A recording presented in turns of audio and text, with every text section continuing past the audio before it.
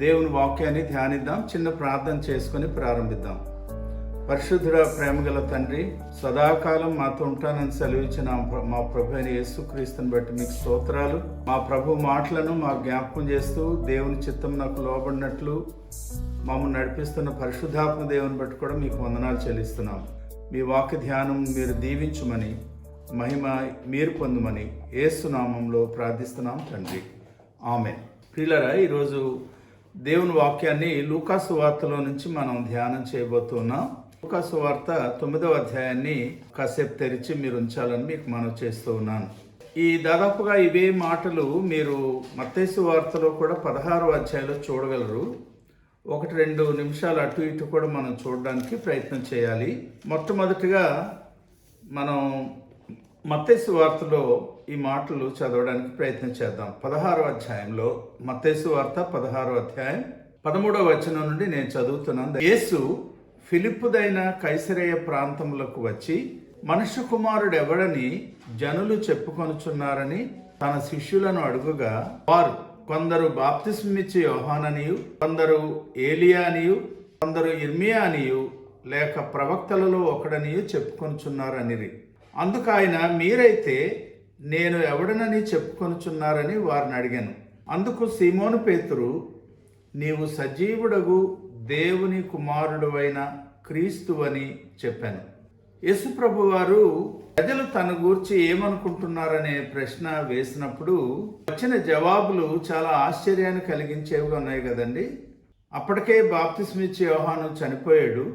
ఏలియా సుమారు ఒక 800-900 సంవత్సరాల క్రిందటే చనిపోయాడు. క్రీస్తు పూర్వం 600 సంవత్సరాల ప్రాంతంలో ఇర్మియా కూడా చనిపోయాడు. ఇప్పుడు యేసు ప్రభువుని చూసి ప్రజలేమో అయితే బాప్తిస్మిచ్చి యోహానని, లేక ఏలియా అని, లేక ఇర్మియా అని జవాబులు చెప్తూ ఉంటే చాలా వింతగా అనిపించడం లేదండి. అంటే యూదులు వారి సిద్ధాంతం ఏంటో నాకు అర్థం కావట్లేదు. చనిపోయిన వ్యక్తి మరలా ఎలా బ్రతుకుతాడు, అది మరలా ఎలా పుడతాడు, ఇది కొంచెం ఈస్టర్న్ లేక ఓరియంటల్ బిలీఫ్ లా కనబడుతుంది. ఇది మన దేశంలో కూడా చనిపోయిన వారు మళ్ళీ పుడతారన్న ఆలోచన ఉంది కదా. అప్పుడు ప్రభు అడిగిన ప్రశ్న ఏంటంటే, సరే వారందరూ ఏమనుకుంటున్నారో తర్వాత సంగతి, కానీ మీరేమనుకుంటున్నారో చెప్పండి అని అన్నారు. అనగానే పేతురు అన్నిట్లో ముందుంటాడు కదండి. ఆయన ఏమని అన్నాడంటే, నీవు సజీవుడగు దేవుని కుమారుడు అయిన క్రీస్తు అన్నాడు. దేవుని బిడ్డలారా, లూకా ఏమో చాలా షార్ట్గా ఈ మాటలు రాశాడు. 9వ అధ్యాయంలో 20వ వచనంలో, మీరైతే నేను ఎవడనని చెప్పుకొనుచున్నారని వారిని అడుగుగా, పేతురు నీవు దేవుని క్రీస్తువు అన్నాడు. ఈ మాట వినగానే యేసు ప్రభు వారి యొక్క రెస్పాన్స్ దయచేసి చూడండి. మత్తయి సువార్త 16వ అధ్యాయంలో 17-18 వచనాలు, లేక 17వ వచనం చూద్దాం ముందు.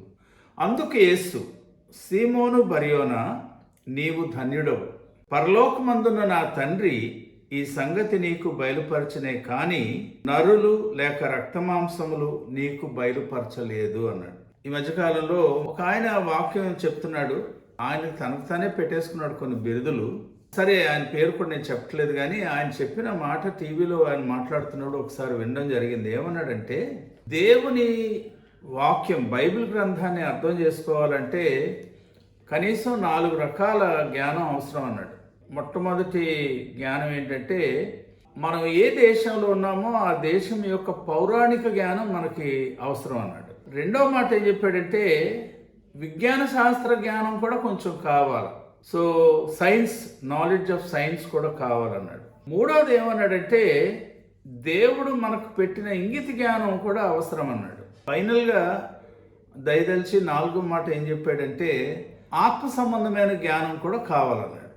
అని దాన్ని వదిలేదు. మళ్ళీ ప్రియమైన దేవుని బిడ్డలారా, యేసు ప్రభు వారు పేతురుతో మాట్లాడిన మాట మీరు జాగ్రత్తగా గమనిస్తే, ఈ వ్యర్థమైన ఆలోచనలు, అనవసరమైన తలంపులు యేసు ప్రభు యొక్క మాటల ముందు నిలబడు. దేవుని గూర్చి కానీ యేసుక్రీస్తు గూర్చి కానీ ఒక వ్యక్తి అర్థం చేసుకోవాలంటే అది, అందుకే అక్కడ ఏమన్నాడంటే, సీమోను బర్యోనా 16వ అధ్యాయం మత్తయి సువార్త 17వ వచనం చూడండి. పరలోకమందున్న నా తండ్రి ఈ సంగతి నీకు బయలుపరచనే కానీ రక్తమాంసములు, లేక నరులు అంటే అర్థం ఏంటంటే రక్తమాంసములు అంటే ఫ్లెష్ అండ్ బ్లడ్, అంటే ఈ మానవ జ్ఞానంతో ఇందాక ఇంగిత జ్ఞానం అన్నాడు చూడండి, అలాంటి జ్ఞానాలు ఏం పనికిరావు. సైంటిఫిక్ నాలెడ్జ్ కాదు, లేకపోతే పౌరాణిక నాలెడ్జ్ కాదు. పరిశుద్ధాత్మ దేవుడు మనకు నేర్పించడానికి ఆయన సిద్ధంగా ఉన్నాడు. నేను లోబడి నేర్చుకోవడానికి ప్రయత్నిస్తేనే అటు బైబిల్ గ్రంథం కానీ, బైబిల్ని ఆధారం చేసుకొని వాక్యం బోధించే వారి బోధ కానీ మనకు అర్థమవుతుంది. ఆ విషయాన్ని మనం అర్థం చేసుకుందాం. సంఘంలో ఏ చిన్న పరిచర్య చేయాలనుకున్నా, అది క్వైర్ అయినా, అది పాటలు పాడడమైనా, లేక ప్రార్థన చేయడమైనా, బైబిల్ చదవడమైనా, వాక్యాన్ని బోధించడమైనా, వాక్యాన్ని వినడమైనా సరే, ధ్యానించడమైనా సరే, దేవుని యొక్క ఆత్మ అనుగ్రహించే జ్ఞానంతో, మంచి మంచి ప్రవర్తనతో ఒక వ్యక్తి జీవిస్తేనే తప్ప దేవుని వాక్యాన్ని అర్థం చేసుకోలేరు. దేవుని జ్ఞానాన్ని గురించి మాట్లాడినప్పుడు పౌలు ఏమని నేర్పిస్తున్నాడో ఒకసారి చూద్దాం ప్రియులారా. మళ్ళీ మనం లూకాసు వార్తలోకి వస్తాం. కొరింథీయులకు రాసిన మొదటి పత్రిక 2వ అధ్యాయంలో ఆయన 10వ వచనం నుండి రాసిన మాటలు నేను మీకు జ్ఞాపకం చేస్తాను. లేక 9 నుంచి చదువుదాం ప్రియులారా. ఇందును గూర్చి దేవుడు తన్ను ప్రేమించు వారి కొరకు ఏవి సిద్ధపరిచెనో అవి కంటికి కనబడలేదు, చెవికి వినబడలేదు, మనుష్య హృదయమునకు గోచరం కాలేదు అని వ్రాయబడి ఉన్నది. ఎక్కడ? పాత నిబంధనలో యెషయా గ్రంథంలో 64వ అధ్యాయం 65వ అధ్యాయంలో రాయబడిన మాటలు ఇక్కడ ప్రస్తావిస్తూ పౌలు కొరింథీయులకు నేర్పిస్తున్నాడు. దాని తర్వాత ఏమన్నాడంటే, మనకైతే దేవుడు వాటిని తన ఆత్మ వలన బయలుపరిచి ఉన్నాడు.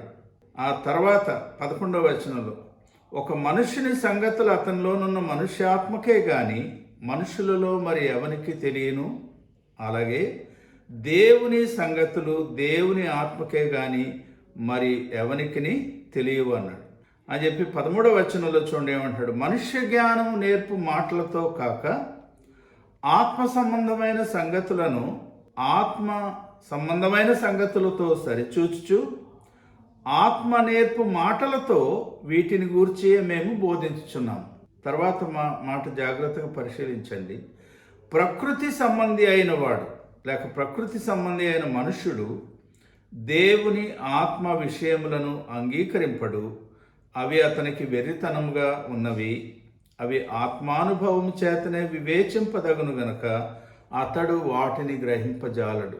అక్కడ ఒక్క లైన్లో ఈ సంగతి పరలోకమందున నా తండ్రి మాత్రమే నీకు బయలుపరిచాడు కానీ రక్తమాంసములు నీకు బయలుపరచలేదని ప్రభువు చెప్పిన మాటని ఇంత చక్కగా వివరించి పౌలు కొరింథీయులకు నేర్పిస్తున్నట్లు మనం చూస్తున్నాం. సరే, అక్కడి నుంచి మనం మిగిలిన భాగంలోకి వద్దాం. యేసు ప్రభు వారు ఈ మాటలు అన్న తర్వాత లూకాసు వార్తలో 9వ అధ్యాయంలో ఆయన ఏం మాట్లాడుతున్నారో ఒకసారి మనం చూద్దాం. 22వ వచనం నుండి, మనుష్య కుమారుడు బహు శ్రమలు పొంది పెద్దల చేతను ప్రధాన యాజకుల చేతను శాస్త్రుల చేతను విసర్జింపబడి చంపబడి 3వ దినమున లేచుట అగత్యమని చెప్పాను. మరియు ఆయన అందరితో ఇట్లా, నేను ఎవడైనాను నన్ను వెంబడింపగోరని ఎడల తన్ను తాను ఉపేక్షించుకొని ప్రతి దినము తన సిలువను ఎత్తుకొని నన్ను వెంబడింపవలెను. దాదాపుగా మత్తయి కూడా ఈ మాటలు రాశాడు 10వ అధ్యాయంలో 38వ వచనంలో. మార్కు కూడా రాశాడు ఈ మాటలు 8వ అధ్యాయంలో 34వ వచనంలో. ఎందుకు ఈ మాటలకు ఎంత ప్రాధాన్యత వచ్చింది? కాకపోతే మత్తయి మార్కు రాసిన దానిలో ఈ ప్రతిదినము తన సిలువను ఎత్తుకొని అనే మాట ఉండదు. నన్ను వెంబడింపగోరితే తను తాను ఉపేక్షించుకొని తన సిలువను ఎత్తుకొని నన్ను వెంబడించమని రాశారు వారు. కానీ లూకా చాలా జాగ్రత్తగా నిశ్చితంగా పరిశీలించి ప్రభు చెప్పిన మాటలు వెర్బాటిం ఇక్కడ మాట్లాడినట్టు మనం చూస్తున్నాం. ఇక్కడ 2 విషయాలు ఉన్నాయి.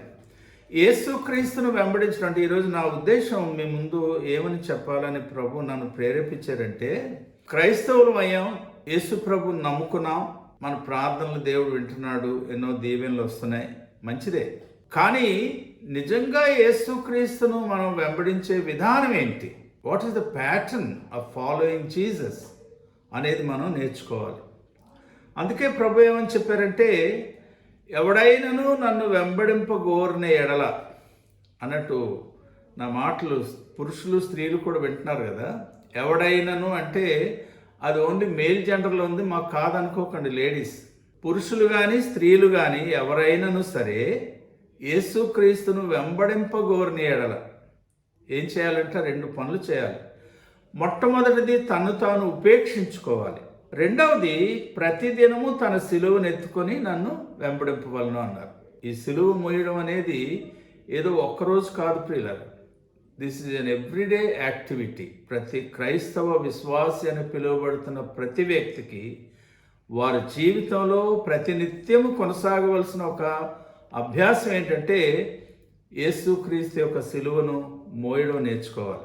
ఈ ఉపేక్షించడం అంటే ఏంటి, సిలువను మోయడం ఏంటి అనేది మనం క్లుప్తంగా చూడడానికి ప్రయత్నం చేస్తాం. ఇప్పుడు యేసుక్రీస్తు తన సిలువను ఎత్తుకొని నన్ను వెంబడించమన్నారు. దాని ఉద్దేశం ఏదో ఒక పెద్ద బరువైన సిలువను భుజాల మీద పెట్టుకొని అటు ఇటు తిరగడం కాదు. మీకు తెలుసో తెలియదో, ఉండేవాడు కృష్ణా జిల్లాలో. అక్కడ ఒక పాస్టర్ ఒక ఆయన ఉండేవాడు.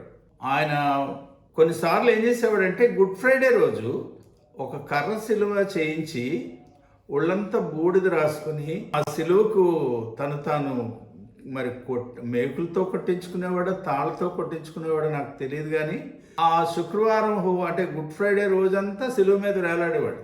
ప్రభు చెప్పింది అది కాదండి. యేసుక్రీస్తును వెంబడించగోరే వ్యక్తి తన సిలువను ఎత్తుకొని నన్ను వెంబడించాలండి. సిలువ అంటే ఏం చేస్తుందండి? ఉపేక్షించడం గురించి మళ్ళీ మాట్లాడదాం. ఈ సిలువ ఒక వ్యక్తిని ఏం చేస్తుంది? యేసు ప్రభు దగ్గరకు వచ్చేటప్పటికి అక్కడ మనం గలతీ పత్రికలో పౌలు దీని గురించి ఒక వివరణ ఇస్తాడండి. ఆ వివరణను మీకు నేను చదివి వినిపిస్తాను, దయచేసి చూడండి. గలతీ పత్రిక 3వ అధ్యాయంలో 13, 14 వచనాలు నేను చదువుతున్నాను, చూడండి. ఆత్మను గూర్చిన వాగ్దానము విశ్వాసము వలన మనకు లభించున్నట్లు అబ్రహాము పొందిన ఆశీర్వాద వచనము క్రీస్తు యేసు ద్వారా అన్యజనులకు కలుగుటకై క్రీస్తు మన కోసము శాపగ్రాహి అయి మనలను ధర్మశాస్త్రం యొక్క శాపము నుండి విమోచించెను. ఇందును గూర్చి మ్రాను మీద వ్రేలాడిన ప్రతివాడును శాపగ్రస్తుడు అని వ్రాయబడి ఉన్నది. ద్వితీయోపదేశకాండంలో అంటే దేవుడు మోషే ద్వారా ఇచ్చిన ధర్మశాస్త్రంలో ప్రాణు మీద వ్రేలాడిన ప్రతివాడు శాపగ్రస్తుడని 21వ అధ్యాయంలో 22, 23 వచనాల్లో ముందుగానే దేవుడు రాయించాడు మోషే ద్వారా. ఇప్పుడు ఆ రిఫరెన్స్ తీసుకొని యేసుక్రీస్తు సిలువ మీద మరణించడం అనేది ఆయన చేసిన పనేంటో ఇక్కడ చెప్తున్నాడండి. క్రీస్తు మన కోసము శాపగ్రాహి అయి, అంటే యేసుక్రీస్తు ఆ ధర్మశాస్త్రమును నెరవేర్చని కారణంగా ఇశ్రాయేలీలు పైకి వచ్చిన శాపాన్ని, దానివల్ల కలిగిన నష్టాన్ని ఆయన సిలువ మీద భరించి వారికి ఆ శాపం నుంచి విమోచన కలుగజేశాడు. కొరింథీయులకు రాసిన 2వ పత్రిక 5వ అధ్యాయంలో 21వ వచనంలో ఈ సిలువను గూర్చిన విషయాల గురించి ఒక మాట పౌలు రాస్తాడు, చూడండి. కొరింథీ పత్రిక 2వ పత్రిక 5వ అధ్యాయం 21వ వచనం. మనం ఆయన యందు దేవుని నీతి అగునట్లు పాపమెరుగని ఆయనను మన కోసము పాపముగా చేసెను. ఈ వచనం చాలాసార్లు కొంచెం క్రైస్తవులు అపార్థం చేసుకుంటారు. ఏమనుకుంటారంటే మనం చేసిన పాపాలన్నీ ఒక మూటలాగా ఆయన వీపు మీద మోసుకుని ఆ శిలువ మీద చనిపోయాడు. మన పాపాల భారం ఆయన మీద పెట్టబడిందని. దాని ఉద్దేశం పాప భారం కాదు, మన కొరకు పాపముగా చేసెను అంటే దేవుడు, దాని అర్థం ఏంటంటే అసలు దాని మూల భాషలో దాని అర్థం ఏంటంటే మన పాప శిక్షను యేసుక్రీస్తు వారు ఆ సిలువలో భరించారు. అది చాలా ప్రాముఖ్యమైన ఒక విషయాన్ని మనం గమనించాలి. కొంతమంది అంటే ఇలాంటి మాటలు మీకు తెలియాలని నేను ఇది వివరిస్తున్నాను. మాకు తెలిసిన ఒక సోదరి ఏమని చెప్పడం మొదలెట్టిందంటే యేసుక్రీస్తు సిలువ మీద వ్రేలాడిన ఆ సమయం అంతా కూడా ఆయన ఒక పాపిగా మారిపోయాడని. తెలుసో లేదో, జాయిస్ మేరీ అని ఒక ఆవిడ కొంతకాలం బాగా ఏలేసింది క్రైస్తవ రాజ్యాన్ని. మన దేశానికి వచ్చి హైదరాబాద్లో ఇక్కడక్కడ తెగ మీటింగ్లు పెట్టేసి బోల్డ్ పుస్తకాలు రాసి ఆవిడ ఇంకా కొంచెం ముందుకెళ్ళిపోయింది. క్రైస్తవులు జాగ్రత్తగా వినండి ప్రియులారా. అంటే కొంచెం జాగ్రత్త లేకపోతే ఆత్మ సంబంధమైన విషయాల్లో దేవుని ఆత్మ అనుగ్రహించే జ్ఞానంతో దేవుని వాక్యాన్ని పరిశీలించకపోతే ఎలాంటి తప్పుడు సిద్ధాంతాలు వస్తాయో ఒక్క ఉదాహరణ మాత్రమే ఇప్పుడు ఈ సమయంలో చెప్పాలని కోరుతున్నాను. జాయిస్ మేయర్ గారు ఏమని నేర్పించారంటే, యేసుక్రీస్తు శిలువ మీద మరణించిన తర్వాత మళ్ళా సమాధిలో నుండి బయటకు వచ్చే వరకు ఆ టైం అంతా కూడా ఆయన పాతాళంలోకి వెళ్ళి మొత్తం మానవాళి యావత్తు యొక్క పాపానికి శిక్ష ఆ నరకంలో పాతాళంలో భరించి పైకి వచ్చాడని చెప్పడం మొదలెట్టింది. మరి ఎక్కడి నుంచి వచ్చిందో ఇంగ్లీష్లో దాన్ని రెవల్యూషన్ అంటారు. ఒక క్రొత్త ప్రత్యక్షత. బైబిల్లో ఎక్కడ కూడా దీనికి ఆధారం లేదు. దేవుణ్ణి మనందరూ స్తుతించాల్సిన ఒక విషయం ఏంటంటే, పూర్తిగా భారతదేశంలో ఆవిడ పరిచర్య ఆగిపోయింది. అది చాలా మేలు కలిగింది ఆంధ్రులకు ముఖ్యంగా. ఎందుకంటే మనవాళ్ళు ఈ వాక్యంలో ఏముంది ఏమి లేదనేది పరిశీలించే తీరిక లేదు, శ్రద్ధ లేదు మనకి. గనక ఎవరు ఏది చెప్తే దానిలో కొట్టుకెళ్ళిపోతుంటాం మనం. చాలా విచారకరమైన విషయం. సో ఇలాంటి తప్పుడు సిద్ధాంతాలు మనం ఎటు పరిస్థితుల్లో పట్టించుకోవడానికి వీల్లేదు. ఇంతకీ సిలువ ఏం చేసింది? యేసుక్రీస్తుకి ఆ ఇశ్రాయేలీల యొక్క శాపం అంతటినే ఆయన మోయవలసి వచ్చింది. ఆయన దానికి పరిహారం చెల్లించాల్సి వచ్చింది. చివరకు సిలువ దానికంటే కొంచెం ముందు మనం మాట్లాడాలంటే, ఆ సిలువ చాలా శ్రమ కలిగించింది, అవమానాన్ని కలిగించింది, ఆఖరకు చావుకు అప్పగించేసింది యేసుక్రీస్తు. దేవుని బిడ్డలైన మనం మన పాత జీవితం విషయంలో, మన నిజంగా నేను అనే స్వభావం విషయంలో మనం చచ్చిన వారంగా ఉంటున్నామా? సిలువను నిజంగా మనం అనుభవిస్తున్నామా? యేసుక్రీస్తుకు ఒక్కసారే సిలువ అవసరం వచ్చింది, ఒక్కసారే ఆయన పునరుద్ధానం అయ్యాడు. వినండి ప్రియులారా, మనం ఎంత పెద్ద ప్రబుద్ధులమో మీరు అర్థం చేసుకోండి. ఆదాము దగ్గర మొదలుపెట్టి చివరి వరకు రాబోతున్న మనుషులందరూ కూడా మనకు ఒక్కసారే సిలువ సరిపోదు. అందుకే ప్రభు ఏం చెప్పాడంటే, ప్రతిరోజు సిలువ వేయించుకోమన్నాడు. పౌలు యొక్క ఒక అనుభవాన్ని మీకు నేను జ్ఞాపకం చేస్తాను చూడండి. పౌలు కొరింథీయులకు పత్రిక రాస్తూ మొదటి పత్రికలో 15వ అధ్యాయంలో ఏమన్నాడో మనం చూద్దాం ప్రియులారా. 31వ వచనంలో, కొరింథీయులకు రాసిన మొదటి పత్రిక 15వ అధ్యాయం 31వ వచనం. సహోదరులారా, మన ప్రభువైన క్రీస్తు యేసునందు మిమ్మును గూర్చి నాకు కలిగి ఉన్న అతిశయం తోడు నేను దినదినమును చనిపోవచ్చున్నానని చెప్పుదును అన్నాడు. అంటే ఆ సందర్భాలు వేరువేరుగా ఉండొచ్చు, కానీ పౌలు యొక్క అనుభవాన్ని మనం ఇందులో నేర్చుకోవడానికి ప్రయత్నం చేద్దాం. ఇంగ్లీష్లో ఏమన్నాడంటే, ఐ డై డైలీ అన్నాడు. ఎందువల్ల? యేసు ప్రభు చెప్పింది ఏంటి? నన్ను వెంబడింపుగోరు ప్రతివాడు కేవలం నేనేదో వారి మీద కుమ్మరించే ఆశీర్వాదాల కోసం కాదు. నన్ను వెంబడించడం అంటే నా అడుగుల్లో అడుగులు వేయడం. లాస్ట్ టైం చాలాసార్లు ఈ మాటలు మనం చెప్పుకున్నాం. అలా చేయాలంటే ఒకటి మనం ఉపేక్షించుకోవాలి. రెండోది ఏం చెప్పాడండి? ప్రతిదినము తన సిలువను ఎత్తుకొని నన్ను వెంబడించాలని. మనకి మంచి అథారిటీ అండి. స్టెఫను చనిపోతుండగా అక్కడ వారు ఏం చేసేవారంటే, కనీసం 2 సాక్షులు ఉండాలి ఈ శిక్ష విధించేటప్పుడు. అందులో ఒక సాక్షి సౌలు అనమాట. అందుకని ఏం చేశారంటే, ఆయన వస్త్రాలు తీసి సౌలుకి అప్పచెప్పి అప్పుడు రాళ్ళతో కొట్టడం మొదలెట్టారు. అటువంటి ప్రత్యక్షంగా ఈ యేసుక్రీస్తు యొక్క మరణాన్ని గురించి తెలియదు కానీ సౌలుకు స్టెఫన్ను చూశాడు. తర్వాత సిలువ వేయబడి యేసుక్రీస్తు దమస్కు మార్గంలో ఆయనకు ప్రత్యక్షమై మాట్లాడిన మాటలు మనకు తెలుసు. సో అంచేత పౌలు ఒక రకంగా చెప్పాలంటే ఈ సిలువ మోయడం గురించి, సిలువ వేయబడడం గురించి ఒక అథారిటీ అని చెప్పాలి. ఈ సిలువ ఏం చేస్తుందో చక్కగా వివరించాడు. ఓ మాట మనం చదువుకుందాం. గలతీ పత్రిక 6వ అధ్యాయంలో 14వ వచనం తెరిచి చూడండి ప్రియులారు. గలతీ పత్రిక 6వ అధ్యాయం 14వ వచనం. అక్కడ ఏమన్నాడో తెలుసండి?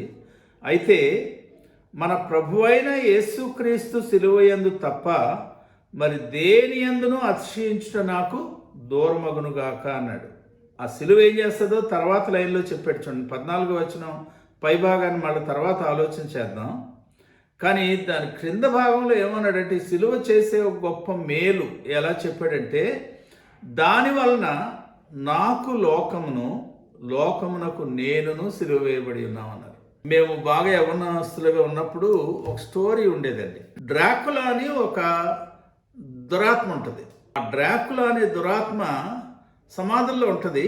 అప్పుడప్పుడు చర్చిలోకి వీధుల్లో కూడా వచ్చేది.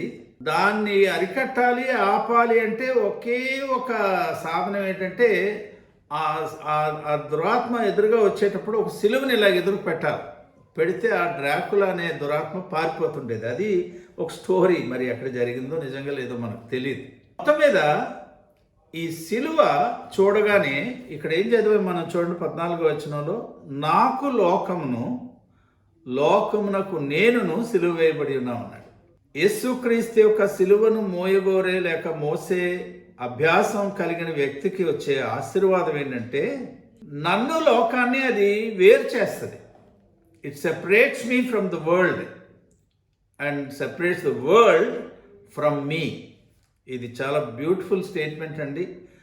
గలతీ పత్రిక 6వ అధ్యాయం 14వ వచనంలో మొత్తం అంతా కడదా పెట్టండి, కానీ ఈ రెండో భాగాన్ని మర్చిపోకండి. లోకాన్ని ప్రేమించకూడదని వాక్యం ఎన్నో మార్లు చెప్తుంది మనకు, కానీ అనేక మార్లు లోకాశలు మనల్ని పడగొట్టడానికి ప్రయత్నం చేసేటప్పుడు మన మీద లోకాశలు పని చేయకుండా ఉండాలంటే నాకు ఉండవలసిన ఒకే ఒక దీవెనకరమైన అనుభవం ఏంటంటే, నేను సిలువను మోసే వ్యక్తిగా ఉండాలి. అంటే ఇది కేవలం నేను ఇందాక నుంచి చెప్తున్నట్టు ఒక బరువైన భారాన్ని మోయడం అని కాదు. ఇంగ్లీష్లో చెప్పాలంటే this should become an attitude of life. ప్రియమైన దేవుని బిడ్డలారా, క్రైస్తవులకు ఇది ఒక మనసులో అంటే జీవితానికి ఒక దృక్పథం అయిపోవాలి. నేను సిలువ వేయబడిన వ్యక్తిని అనేది నాకు తెలియాలి. నేను దాన్ని అనుభవిస్తూ ఉండాలి. ఎన్ని విధాలుగా ఇది జరుగుతుంది అనేది మీకు తర్వాత నేను చూపించడానికి ప్రయత్నం చేస్తాను. పౌలు ఈ విషయాల గురించి వివరిస్తూ ఏమన్నాడో ఒకసారి మనం చూద్దాం ప్రియులారా. కొరింథీయులకు రాసిన ఆ మొదటి పత్రికలో ఆయన ఏం చెప్పాడు మళ్ళీ చూద్దాం. 1వ అధ్యాయంలో 18వ వచనం నేను చదువుతున్నాను చూడండి. కొరింథీయులకు రాసిన మొదటి పత్రిక 1వ అధ్యాయం 18వ వచనం. అక్కడ ఏమంటాడంటే, సిలువను గూర్చిన వార్త నశించుచున్న వారికి వెర్రితనము, గాని రక్షింపబడుచున్న మనకు దేవుని శక్తి అన్నారు. నేను ఎక్కువ వివరించను, కానీ ఒకసారి గుడ్ ఫ్రైడే మెసేజ్ మీరు జ్ఞాపకం చేసుకుంటే, ఆ గొల్గొతా పర్వతం దగ్గర యేసు ప్రభుని శిలువ మీద వేలాడదీశాక ఆ సైనికులు, ప్రజలు, ప్రధాన యాజకులు, తర్వాత ఈవెన్ దొంగలు కూడా ఏం మాట్లాడారంటే, రోమా ప్రభుత్వం యొక్క ప్రభావం ఎంత గొప్పదంటే, ఒకసారి శిలువ మీద వేలాడదీయబడిన వాడు మరి క్రిందికి రాలేడు. ఆ శిలువ నుంచి నువ్వు ఒకసారి క్రిందికి దిగొస్తే మేము నిన్ను నమ్మేస్తామన్నారండి. దేవుని బిడ్డలారా, చాలా చాలా విచారకరమైన లేక అవమానకరమైన ఒక ఛాలెంజ్ ప్రభువుకు విసిరారండి వారు. మేము వేసిన ఈ సిలువను, ఆ మేకులను ఓడదీసుకొని నువ్వు కిందకు రాగలిగితే అంటే అప్పుడు నీ ప్రభావాన్ని మేము అంగీకరిస్తామని. అంటే ఆయన్ని దేవర్ మాకింగ్ ఎట్ హిమ్, సిలువ వేసి ఆయన అవమానపరుస్తున్నారు వారు. అందుకే పౌలు తర్వాత ఏం రాస్తున్నాడంటే, సిలువను గూర్చిన వార్త నశించుచున్న వారికి వెర్రితనము, కానీ రక్షింపబడుచున్న మనకు దేవుని శక్తి. దేవుని బిడ్డలారా, చర్చి మీదో లేకపోతే ఇంటి మీదో లేకపోతే మెడలోనో లేకపోతే భుజం మీదో ఏదో సిలువ బొమ్మ వేసుకొని లేకపోతే ఒక క్రాస్ పెట్టుకొని వెళ్ళడం అది కాదు దీని ఉద్దేశం. నిజంగా యేసుక్రీస్తు యొక్క సిలువలో ఉండే ప్రభావాన్ని నేను గుర్తించగలిగామా? క్రైస్తవ సంఘం దాన్ని గుర్తించగలిగిందా? ఒకవేళ గుర్తిస్తే ఆ సిలువను మోసే ప్రక్రియలో మనం ముందుకు వెళ్తున్నామా? ఒకసారి ఆలోచన చేయండి. తర్వాత దాని గురించి మరి కొంచెం వివరిస్తూ క్రిందకు వచ్చేటప్పటికి పౌలు కొరింథీయులకు ఏమని చెప్తున్నాడో ఒకసారి చూడండి. ఆ 1వ అధ్యాయంలో మీరు మళ్ళీ చూస్తే ఏమండి 22వ వచనంలో ఒక స్టేట్మెంట్ చెప్తాడు. ఏమంటాడంటే, యూదులు సూచక క్రియలు చేయమని అడుగుతున్నారు. జాగ్రత్తగా గమనించండి, అక్కడ 3 గ్రూప్స్ కనబడుతున్నాయి. ఒకటేమో యూదులు, వారేమో ఏమడుగుతున్నారండి? సూచక్రియలు. ఇప్పుడు కూడా క్రైస్తవులకి ఎంతసేపు సూచక్రియలు కావాలి. They so fond of miracles. అందుకే ఎవరైనా ప్రార్థన చేస్తే అద్భుతాలు జరుగుతాయంటే ఆ చర్చికి ఎక్కువ మంది వెళ్ళిపోతారు. అలాంటి మీటింగ్లు పెడితే అటు ఎక్కువ మంది వెళ్ళిపోతారు. నిజంగా సేవ చేసే పరిచారకునికి ఇవ్వాల్సిన కానుకలు ఆయనకి ఎవరు? ఎక్కడో కూర్చుని కబుర్లాడే ఎవరికో అద్భుతం జరిగిపోయిందని అక్కడికి పంపిస్తారు డబ్బులు, ఆన్లైన్ కూడా పంపిస్తారు. సో యూదులేమో సూచక్రియలు చేయమని అడుగుతున్నారు. జాగ్రత్తగా గమనించండి. ఫస్ట్ గ్రూప్ ఇది. సెకండ్ గ్రూప్ గ్రీసు దేశస్తులు జ్ఞానము వెతుకుతున్నారు.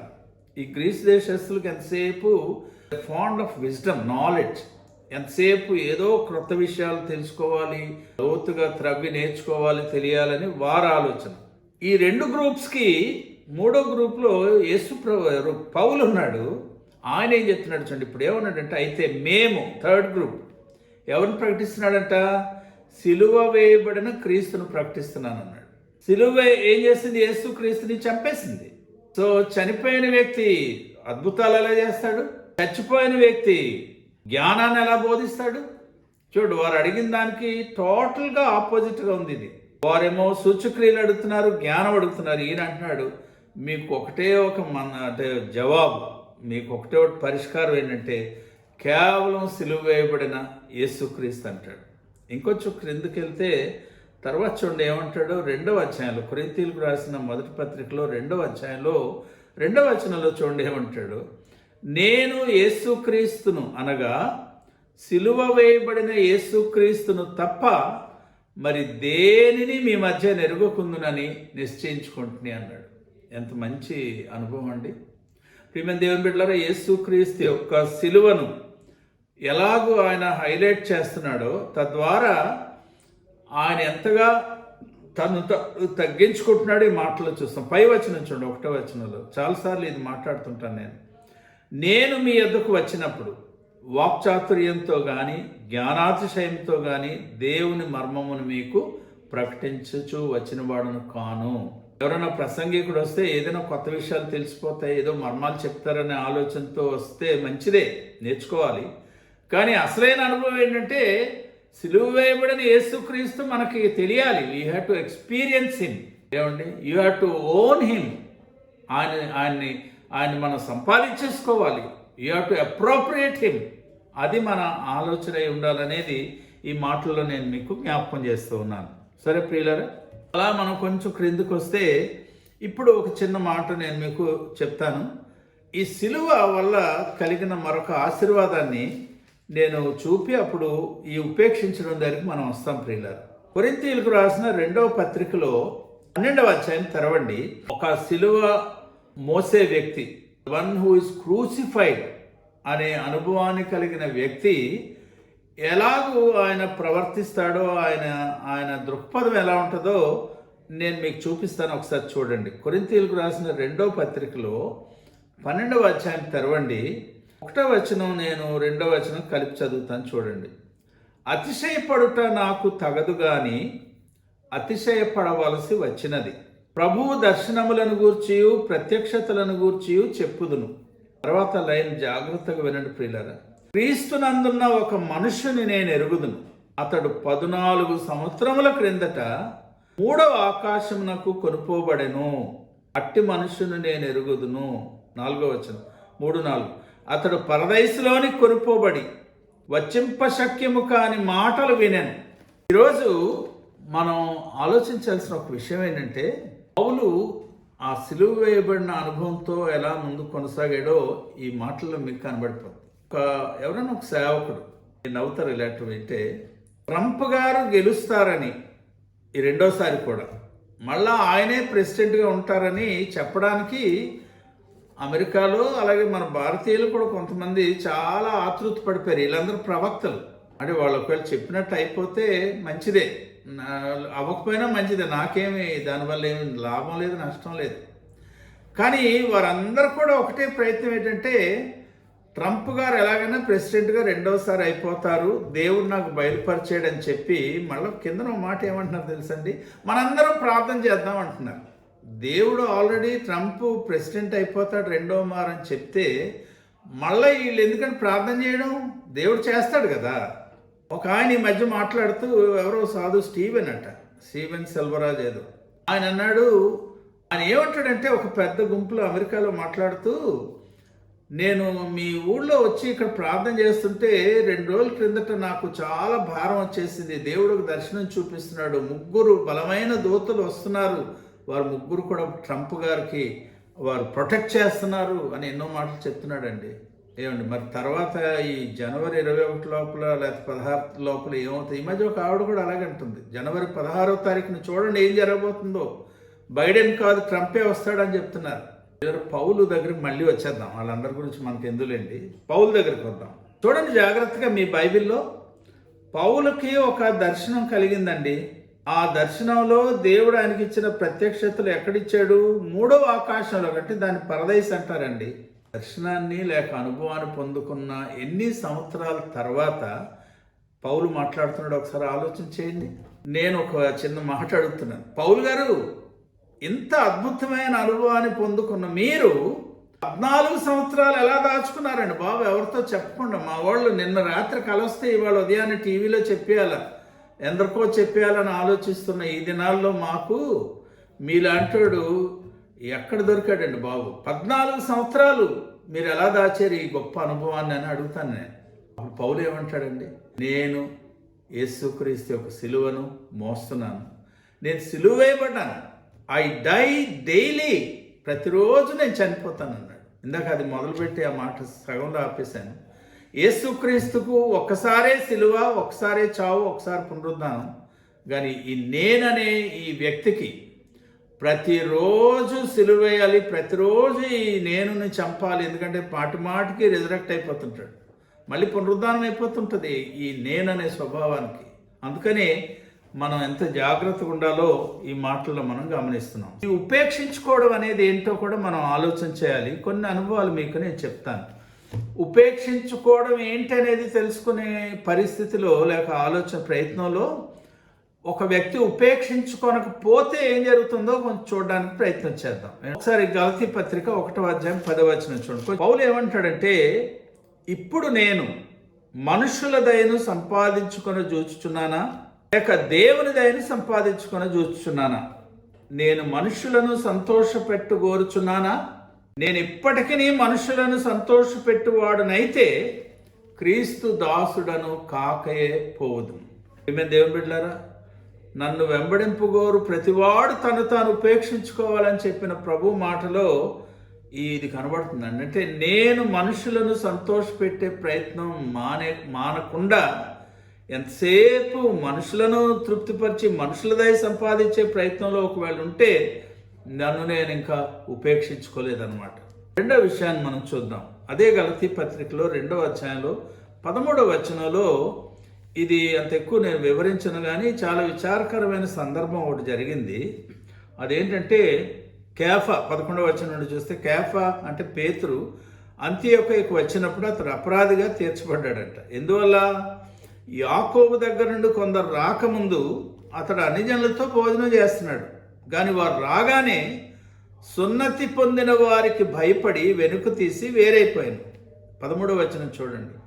తక్కిన యూదులను అతనితో కలిసి మాయ వేషము వేసుకొనిరి గనుక బర్నబా కూడా వారి వేషధారణము చేత మోసపోయెను.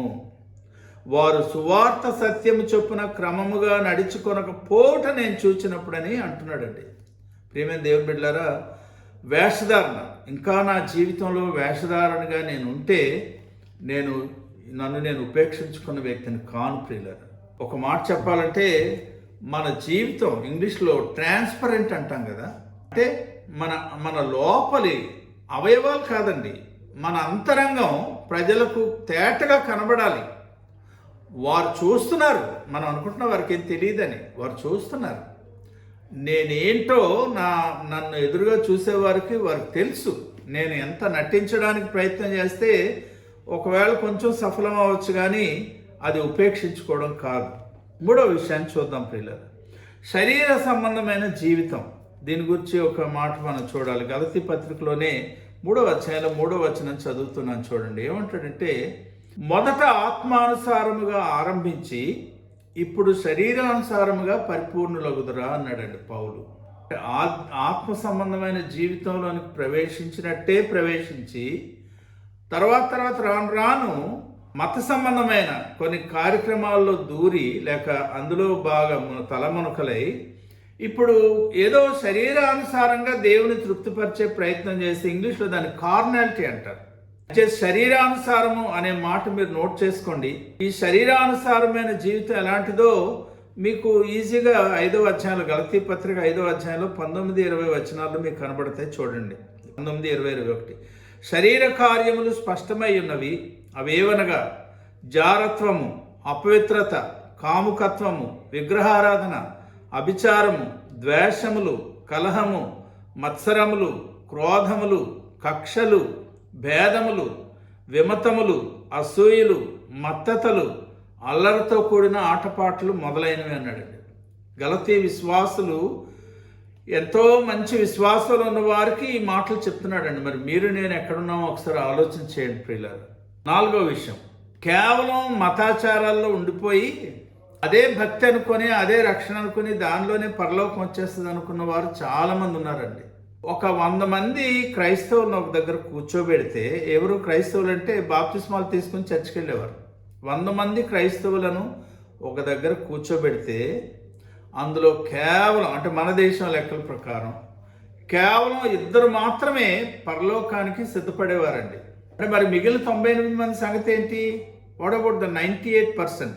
అర్థం ఏంటంటే వారు మతంలో ఉన్నారు కానీ వారు క్రీస్తులో లేరు. చూడండి ఒకసారి 5వ అధ్యాయంలో 4వ వచనం చదువుతున్నాను చూడండి. 5వ అధ్యాయంలో గలతీ పత్రిక 5:4, మీలో ధర్మశాస్త్రము వలన నీతిమంతులని తీర్చబడు వారెవరో వారు క్రీస్తులో నుండి బొత్తిగా వేరు చేయబడి ఉన్నారు. క్యాథలిక్స్ కానీ లేకపోతే వేరే మతాచారాలు పాటించేవారు కానీ ఆఖరికి క్రైస్తవులు మారు మనసు అనే ఒక రోజు కూడా వారి సంఘంలో మారు మనసు గురించి, పశ్చాత్తాపం గురించి ప్రసంగాలు ఉండవండి. యేసుక్రీస్తు పాప క్షమాపణ ఇచ్చే ప్రభు అనే విషయాన్ని మాట్లాడరు వారు. వారు ఎందులో ఉన్నట్టండి? కేవలం మతంలో. అంచేత ఈ ధర్మశాస్త్రాన్ని, మతాన్ని మాత్రమే పాటించుకోరేవారు వారు తమను తాము ఉపేక్షించుకున్నవారు కారు. 5వ విషయాన్ని మనం చూద్దాం. గలతీ పత్రికలో 6వ అధ్యాయంలో నేను 3వ వచనం చదువుతున్నాను చూడండి. ఎవడైనను వట్టివాడై ఉండి తాను ఎన్నికైన వాడనని ఎంచుకొని ఎడల తను తానే మోసపరుచుకొనును. అంటే ఇంగ్లీష్లో చెప్పాలంటే సెల్ఫ్ ఎగ్జాల్టేషన్. నేను ఏంటో నాకు తెలుసు, నా కుటుంబానికి తెలుసు, కానీ బయటకు వచ్చేటప్పటికి ఏదో చాలా గొప్పగా మాట్లాడడం, ప్రవర్తించడానికి ప్రయత్నం చేస్తాం. లేని గౌరవాలు కోరుకుంటాం. అలాంటి వ్యక్తి ఉపేక్షించుకునేవాడు కాడు. సో తను తాను హెచ్చించుకునేవాడు. వట్టివాడయ్యిండు కూడా తను తాను ఎన్నికైన వాడిని ఎంచుకుంటే వాడు ఏం చేస్తాడంటే తను తానే మోసపరుచుకుంటాడు. ఫైనల్గా మరొక విషయాన్ని మనం చూద్దాం. రోమపత్రిక 2వ అధ్యాయం 1 నుంచి 5 వచనాలు. చాలా వచనాలు మీ ముందు నేను ఉంచాను. ఇవన్నీ మీరు రాసుకుని మళ్ళీ చదివితే మంచిది. రోమపత్రిక 2వ అధ్యాయం 1 నుంచి 5 వచనాలు ఒక వ్యక్తి తను తాను ఉపేక్షించుకొనలేదు అని చెప్పడానికి ఒక రుజువు ఏంటంటే ఎంతసేపు ఎదుటివారిని తీర్పు తీర్చడమే, ఎదుటివారి మీద నిందలు వేయటమే. ఏ విషయంలో ఎదుటివారి మీద నిందలు మోపుతూ తీర్పు తీరుస్తున్నారో ఆ విషయాలన్నింటిలో వీళ్ళు ఉంటారు. చూడండి, చదువుతున్నాను చూడండి. కాబట్టి తీర్పు తీర్చు మనుష్యుడా, నీవెవడవైనను సరే నిరుతుడవై ఉన్నావు. దేని విషయంలో ఎదుటివానికి తీర్పు తీర్చుచున్నావో దాని విషయంలో నీవే నేరస్తుడు అని తీర్పు తీర్చుకొనుచున్నావు. ఏలయనగా తీర్పు తీర్చు నీవును అట్టి కార్యములనే చేయుచున్నావు కావా? 3వ వచనంలో ఏమన్నాడు చూడండి. అట్టి కార్యములు చేయు వారికి తీర్పు తీర్చుచు వాటినే చేయుచున్న మనుషుడా, నీవు దేవుని తీర్పు తప్పించుకొందువని అనుకొందువా అని 5వ వచనంలో చూస్తే, నీ కాఠిన్యమును మార్పు పొందని నీ హృదయమును అనుసరించి ఉగ్రత దినమందు, అనగా దేవుని న్యాయమైన తీర్పు బయలుపరచబడు దినమందు నీకు నీవే ఉగ్రతను సమకూర్చుకొనుచున్నావు. 9వ అధ్యాయం 23వ వచనం మరొకసారి చూద్దాం. లూకాసు వార్తలో, ఎవడైనను నన్ను వెంబడింపగోరని ఎడల తను తాను ఉపేక్షించుకోవాలి, ప్రతి దినము తన సిలువనెత్తుకుని నన్ను వెంబడించాలి. 25వ వచనం, ఒకడు లోకమంతే సంపాదించి తను తాను పోగొట్టుకొని ఎడల లేక నష్టపరుచుకొని ఎడల వానికి ఏమి ప్రయోజనం అని ప్రభు చెప్పారు. ఈ కొరకు నా కొరకు ఆ భయంకరమైన అవమానాన్ని భరించి, శ్రమ భరించి, శాపగ్రస్తమైన శిక్షలోకి తను అప్పగించుకొని మన కొరకు తగ్గించుకున్న యేసు ప్రభు, సమాధి గెలిచిన యేసు ప్రభుని మన జీవితం అంతటితో ఆరాధించి ఆయన చూపించడానికి ప్రయత్నం చేద్దాం, ప్రార్థన చేద్దాం. పరిశుద్ధుడు అయిన మా తండ్రి, మీ వాక్యం కొరకు మీకు వందనాలు. వాక్యమైన బిడ్డలందరినీ దీవించండి.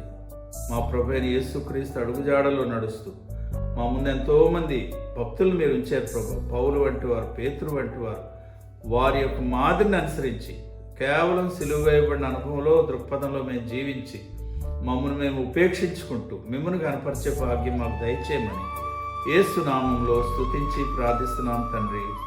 ఆమేన్. మన తండ్రి అయిన దేవుని ప్రేమ, ప్రభు అయిన యేసుక్రీస్తు కృప, పరిశుద్ధాత్మ దేవుని దీవెన సదాకాలము మీకు తోడైనగాక. ఆమేన్.